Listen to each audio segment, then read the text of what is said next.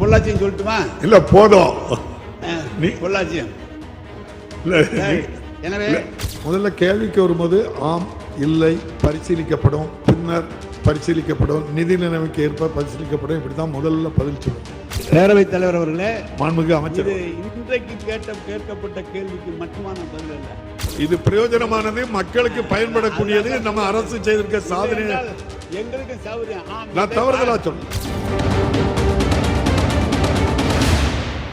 மாண்புமிகு பேரவைத் தலைவர் அவர்களே, கோவை மாநகராட்சியில் 100 வார்டுகளில் 22 லட்சத்துக்கு மேற்பட்ட பொதுமக்கள் வசிக்கிறார்கள். நாளொன்றுக்கு நபருக்கு 135 எல்பிசிடி குடிநீர் விநியோகம் செய்தால் கூட 290 எம்எல்டி மட்டுமே தேவைப்படுகிறது.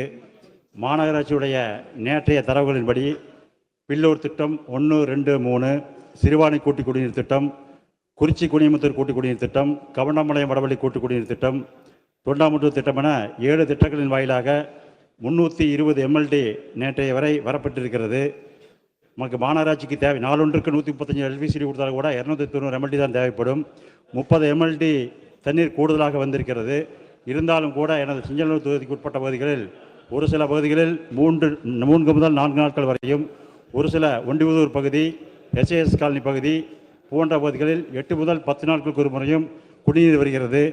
ஆகவே மாண்புமிகு அமைச்சர் அவர்கள் எடப்பாடியாருடைய ஆட்சி காலத்தில் கொண்டு வரப்பட்ட 3வது குடிநீர் திட்டத்தை கடந்த 2024 பிப்ரவரி 11 அன்று திறந்து வைத்தார்கள். கோவை மாநகராட்சி பகுதிகளில் 24 மணி நேரம் குடிநீர் வழங்குவதற்காக 33 மேல்நிலை தொட்டிகள் கட்டப்பட்டு வருகின்றன. மாண்புமிகு அமைச்சர் அவர்கள் அறிவிக்கின்ற பொழுது சில தொட்டிகள் முடிஞ்சிருப்பதாகவும் சில தொட்டிகள் முடியவில்லை. பெரும்பாலான தொட்டிகள் கடந்த 4 ஆண்டு காலமாக மந்தமான நிலை நடைபெற்று வருகிறது. ஆகவே மாண்புமிகு அமைச்சர் அவர்கள் 100 வார்டுகளுக்கும் சமச்சீரான குடிநீரை ஒரு சில பகுதிகளில் 3 நாட்கள் 5 நாட்கள், ஒரு சில பகுதியில் 8 நாட்கள் 10 நாட்கள் வரை, குறிப்பாக எனது தொகுதியில் எச்ஏஎஸ் காலனி, ஒண்டிபுதூர், நந்தாநகர் போன்ற பகுதிகளில் வாரக்கணக்கில் ஆகிறது. அதை சீரான குடிநீர் வழங்க அமைச்சர் முன் வருவார் என்பதை பேரவைத் தலைவராக கேட்டு அமர்கிறேன். மாண்புமிகு அமைச்சர் அவர்கள். மாண்புமிகு பேரவைத் தலைவர் அவர்களே, கோவை மாவட்டத்தில் இருக்கிற சட்டமன்ற உறுப்பினர்கள் நேற்று உரையாற்றிய போதும் சரி, அதற்கு முன்னால் உரையாற்றிய போதும் சரி, குடிநீர் விநியோகத்தை பற்றி ஆங்காங்கே எங்களுக்கு வரவில்லை என்றெல்லாம் சொன்னார்கள். உடனடியாக மாநகர ஆணையரை வர சொல்லி ஆணையரிடம் என்ன நடக்கிறது என்பதை கேட்டு அவரும் விளக்கமாக சொல்லியிருக்கிறார். கொஞ்சம் நீண்ட விளக்கம்தான், கேட்டுக்கொள்ள வேண்டும் என்று கேட்டுக்கொள்கிறேன். கோயம்புத்தூர் மாவட்டத்தில் கோயம்புத்தூர் மாநகராட்சி, பொள்ளாச்சி, மேட்டுப்பாளையம், கூடலூர், வால்பாறை, காரமடை, கருமத்தம்பட்டி, மதுரை ஆகிய 7 நகராட்சிகள் மற்றும் 33 பேரூராட்சிகள் உள்ளன. கோயம்புத்தூர் மாநகராட்சி 257.4 சதுர கிலோமீட்டர் பரப்பளவு, 22,88,052 மக்கள் தொகை கொண்ட 100 வார்டுகளையும் கொண்ட மாநகராட்சியாகும். இம்மாநகராட்சியில் 2011ஆம் ஆண்டு 7 குடிநீர் திட்டப் பணிகள் 646 கோடியே 71 லட்சம் கோடி மதிப்பீட்டில் மேற்கொள்ளப்பட்டு 85% பணிகள் முடிக்கப்பட்டு இறுதிக்கட்ட பணிகள் நடைபெற்று வருகின்றன. தற்போது மாநகர் முழுவதுமாக சிறுவாணி 1, பில்லூர் 2, பில்லூர் 1, சிறுவாணி, பில்லூர் 1, 2, 3, ஆலியார் மற்றும் பவானி ஆகிய 6 திட்டங்களிலிருந்து 325 எம்எல்டி குடிநீர் பெறப்பட்டு நபர் ஒன்றுக்கு 142 லிட்டர் வழங்கி கொண்டு வருகிறோம். இங்கு நகராட்சிகளை பொறுத்தளவு நீங்கள் கோவையிலே நான் கேட்டேன், 60 சுயஸ் பணி நடைபெறுவது 60 வார்டுகளில் தான். மீதம் இருக்கிற 40 வார்டுகளில் எல்லா சட்டமன்ற உறுப்பினரும் குடிநீர் சீரான விநியோகம் தர வேண்டும் என்று சொல்லியிருக்கிறார்கள். அதையும் மாநகர ஆணையரை வரவழைத்து நீங்கள் பார்த்து விட்டு வந்து எனக்கு சொல்லுங்கள் என்று சொன்னார். அவர் சொல்லியிருக்கிற விளக்கம் இதுதான். எனவே கூடலூர் நகராட்சி 27 வார்டுகள், 29.98 சதுர கிலோமீட்டர் பரப்பளவு மற்றும் 38,859 மக்கள் தொகை கொண்டது. இதில் 14 லட்சம் மதிப்பீட்டில் ஒரு குடிநீர் திட்ட பணி முடிக்கப்பட்டு தற்போது நகராட்சிக்கு தேவையான 5.2 எம்எல்டி குடிநீர் விநியோகம் உள்ளூர் ஆதாரங்கள் மூலம் பெறப்பட்டு நபர் ஒருவருக்கு நாளொன்றுக்கு 104 லிட்டர் குடிநீர் வழங்கப்பட்டு வருகிறது. காரமடை நகராட்சி 27 வார்டுகள், 19.83 சதுர கிலோமீட்டர் பரப்பளவு மற்றும் 30,166 மக்கள் தொகை கொண்டது. இதில் 67 லட்சம் மதிப்பீட்டில் 9 குடிநீர் திட்டப் பணிகள் எடுக்கப்பட்டு 6 பணிகள் முடிக்கப்பட்டு 3 பணிகள் நடைபெற்று வருகின்றன. தற்போது நகராட்சிக்கு தேவையான 4.99 எம்எல்டி குடிநீர் பணி பவானி ஆற்றிலிருந்து பெறப்பட்டு நபர் ஒருவருக்கு நாளொன்றுக்கு 106 லிட்டர் குடிநீர் வழங்கப்பட்டு வருகிறது. கருமத்தம்பட்டி நகராட்சி 27 வார்டுகளில் 27 சதுர கிலோமீட்டர் பரப்பளவு மற்றும் 30,062 மக்கள் தொகை கொண்டது.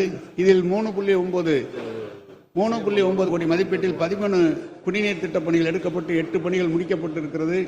5 பணிகள் நடைபெற்று வருகின்றன.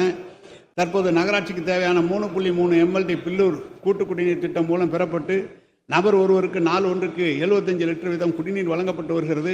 மதுக்கரை நகராட்சி 27 வார்டுகளில் 21.47 சதுர கிலோமீட்டர் பரப்பளவு மற்றும் 30,387 மக்கள் தொகை கொண்ட இதில் 3.45 கோடி மதிப்பீட்டில் 15 குடிநீர் திட்டப் பணிகள் எடுக்கப்பட்டு முடிக்கப்பட்டுள்ளன. தற்போது நகராட்சிக்கு தேவையான 3.8 MLD குடிநீர் பில்லூர் அத்திக்கடவு கூட்டு குடிநீர் திட்டம் மூலம் பெறப்பட்டு நபர் ஒருவருக்கு நாள் ஒன்றுக்கு 303 லிட்டர் குடிநீர் வழங்கப்பட்டு வருகிறது. மேட்டுப்பாளையம் நகராட்சி 33 வார்டுகளில் 7.2 சதுர கிலோமீட்டர் பரப்பளவு மற்றும் 69,213 மக்கள் தொகை கொண்டது. இதில் 24.47 கோடி மதிப்பீட்டில் 9 குடிநீர் திட்டப் பணிகள் எடுக்கப்பட்டு 8 பணிகள் முடிக்கப்பட்டு ஒரு திட்டப்பணி நடைபெற்று வருகிறது. தற்போது நகராட்சிக்கு தேவையான 12 MLD பவானி ஆற்றிலிருந்து பெறப்பட்ட நபர் ஒருவருக்கு நாள் ஒன்றுக்கு 135 லிட்டர் தண்ணீர் கொடுக்கப்பட்டு வருகிறது. பொள்ளாச்சி, வால்பாறை பேரூராட்சிகள் அனைத்துக்குமே முழுமையாக அதிகாரிகளை சென்று பார்த்து எனக்கு விவரம் சொல்ல வேண்டும் என்று எனக்கு விவரம் கொடுத்தார். இன்னும் 2 பக்கம் படிக்க வேண்டி இருக்கிறது.